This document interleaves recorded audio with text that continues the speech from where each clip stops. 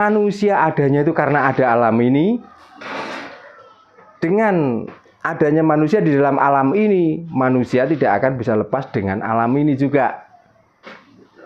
Itu. Sunyo artinya kita harus hening.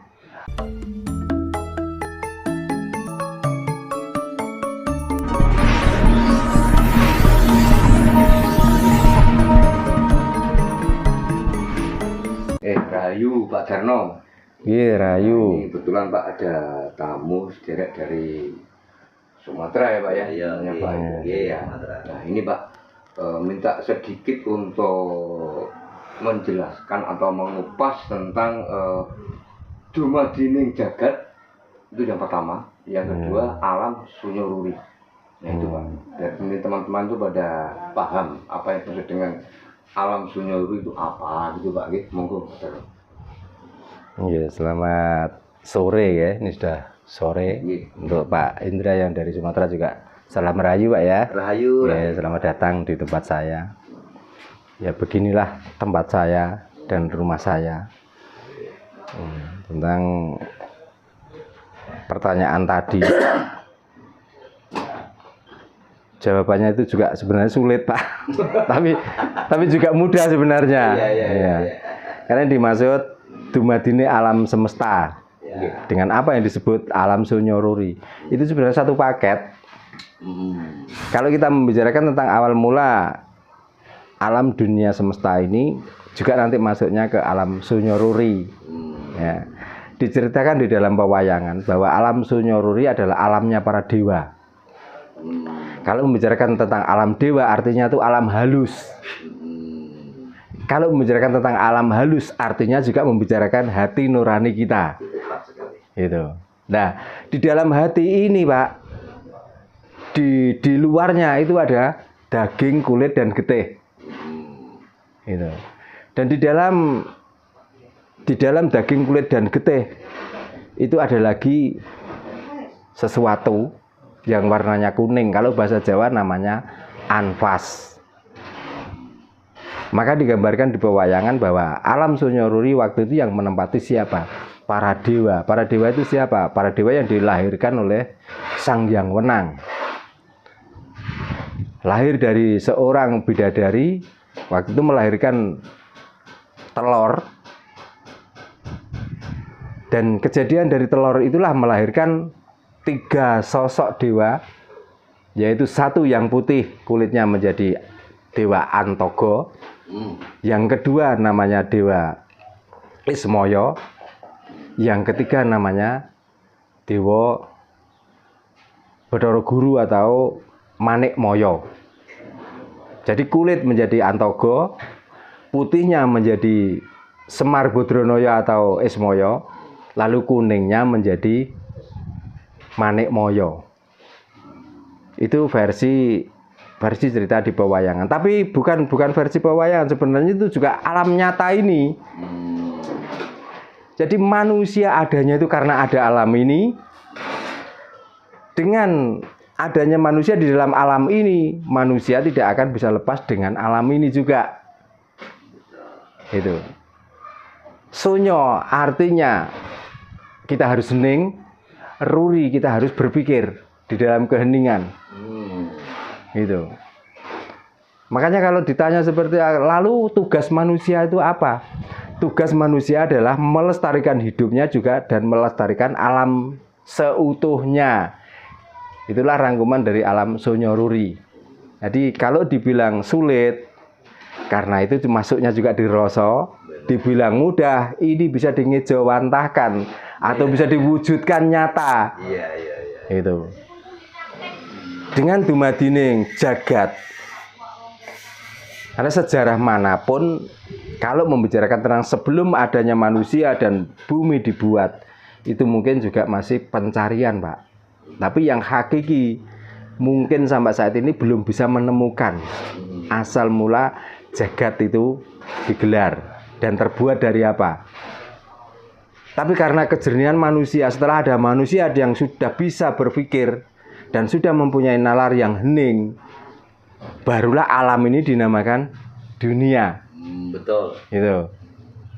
Jadi kalau asal mula manusia dari Adam, alam pun mulanya juga dari Adam. Adam artinya kawitan. Kawitan itu pemula, Pak. Iya. Gitu. Iya, iya. Jadi bukan sosok pemula itu. Iya, iya, iya, iya. Jadi walaupun kita pun tuh lahir juga dari Adam. Dari pemula siapa? Ya pemula dari bapak ibu kita. Itulah yang dinamakan Adam. Iya, iya, iya. Tapi kebanyakan orang yang menyebut-nyebut Adam adalah orang yang pertama dibuat oleh Allah, diturunkan ke bumi lalu melahirkan anak cucu, inilah itu yang dimaksud atau dinamakan Adam. Tapi kalau versi Jawa, Adam adalah pemula. Karena hakikatnya kita hidup di dunia itu cuman bergantian, Pak.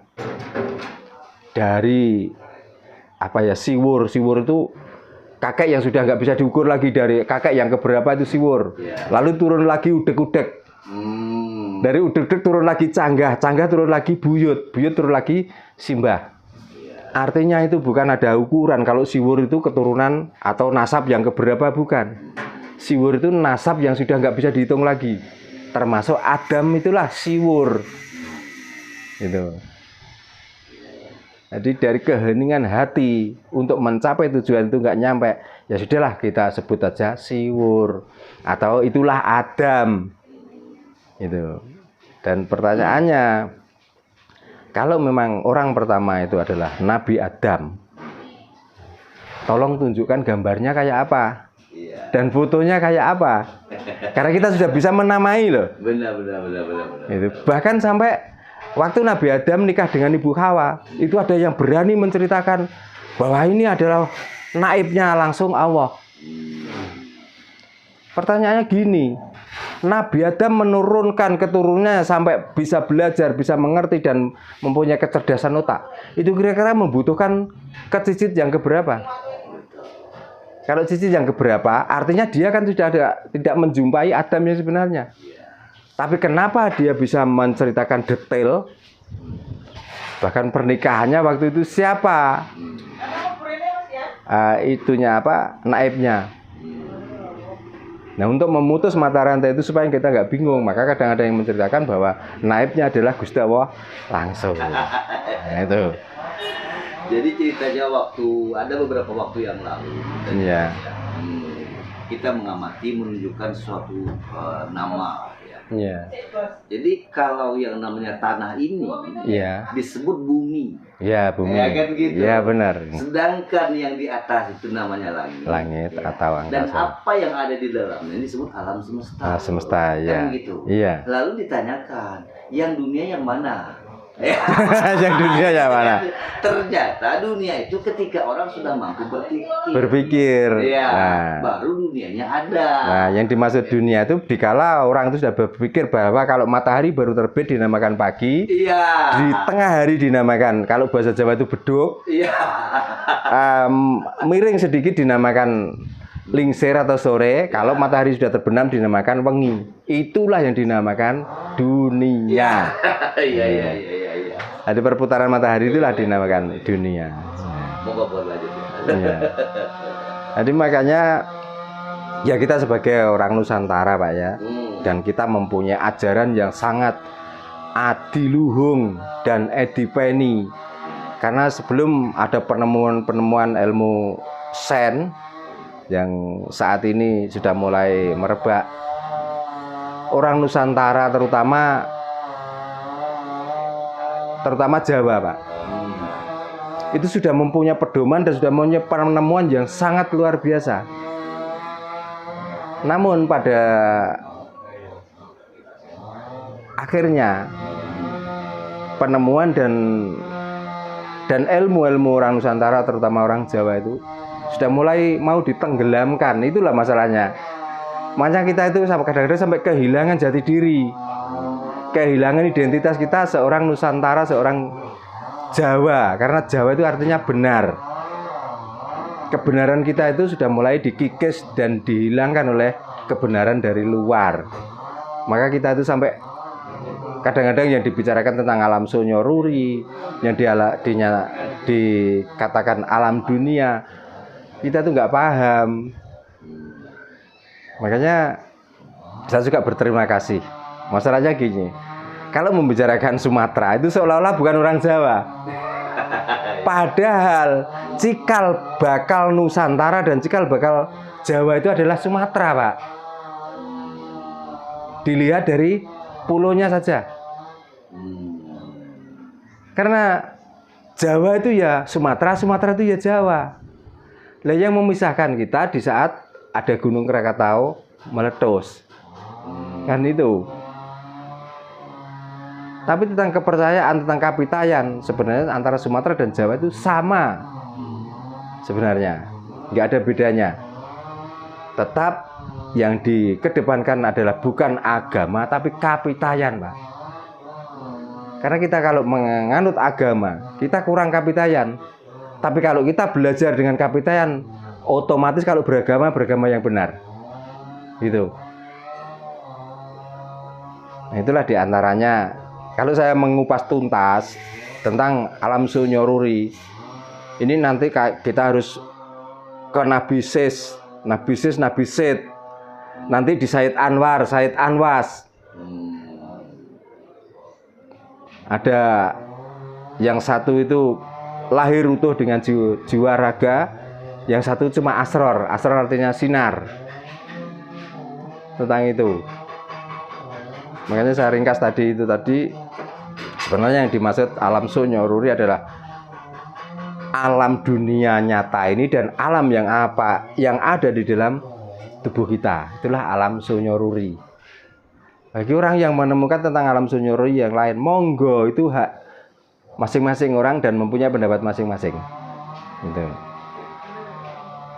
Ya intinya semua mungkin bisa bercerita sesuai dari sumber-sumbernya masing-masing ya Pak. Nah dari situ kita nggak boleh saling membantah dan kita saling bertengkar, nggak boleh. Betul. Karena manusia rambut bisa sama hitamnya tapi pikirannya masing-masing gitu loh ya. Monggo Pak kalau ada pertanyaan lagi Pak, mumpung ketemu. Ya. Jadi harapannya ya ke depan ini ya apa yang dahulu pernah dilakukan dalam bentuk berkomunikasi atau berbicara itu memang menggunakan bahasa kita. Iya. Nah, itu tidak ada banyak penafsiran. Ya, gitu. Ketika kita menggunakan bahasa asli kita. Harapannya itu pada generasi berikutnya dan untuk yang semasa sekarang ini mulai ke arah sana. Iya. Gitu. Karena apabila komunikasi itu tidak sesuai dengan kata yang dimaksudkan, itu akan membuat salah persepsi. Ya jelas. Nah, kan gitu. Karena setiap kata itu tentu akan mempunyai makna tertentu sesuai dari mana kata itu berasal. Ya. Nah, kan gitu Pak. Dan bentuk dari kata itu apa gitu. Ya. Nah, inilah untuk menyamakan suatu pandangan itu ketika tepat kata dan bahasa yang digunakan. Iya. Nah, kan begitu Pak. Iya. Nah, makanya apalagi tentang kata dan bahasa ya Pak ya. Apakah kita itu kurang dari keindahan kata dan bahasa kita sendiri? Kadang-kadang kita tuh mengadopsi bahasa orang lain. Contohnya hanya satu benda padi. Ya, di saat masih ada kulitnya itu namanya gabah Pak. Ya. Di saat padi yang masih ada kulitnya nempel di pohon itu namanya pari. Coba. Di saat dikupas kulitnya dia menjadi beras. Pecah namanya menir Pak. Coba. Terus di kulitnya ini kalau yang besar namanya dedek, yang lembut namanya katul. Itu cuman satu benda loh. Benar. Ya. Dan itu kalau diomongkan orang itu nggak perlu nafu, nggak perlu sorop, sudah paham Pak. Kalau yang ini namanya dedak, ini menir, ini beras, itu sudah tahu. Nggak perlu melajari rumit-rumit. Benar. Ya. Jadi begitulah indahnya Jawa itu. Sampai apapun yang dibicarakan orang itu gampang paham dan tidak harus mempelajari lagi. Gitu. Nanti kalau sudah dimasak dari padi itu, ya kalau dimasak dengan air yang imbang, namanya sego. Kebanyakan air dinamakan liwat. Ya. Yang gosong. Yang gosong dinamakan intip. Akhirnya diperbanyak namanya bubur, Pak. Kalau beras itu ditumbuk, nanti dibungkus dengan daun pisang namanya nogosari. Coba. Nanti nasi ini kalau sudah apa namanya basi, kalau dijemur namanya karak. Coba. Dan nggak mungkin ada nasi di dalam bakul. Oh ini karak, nggak mungkin. Orang nggak perlu tanya. Oh berarti ini nasi layak dimakan. Tapi kalau ini sudah basi, dikeringkan, wah ini karak namanya. Ya, gitu loh. Oh ini masaknya kebanyakan air, nggak usah ngomong ini nasi bukan, ini bubur. Nah itulah indahnya.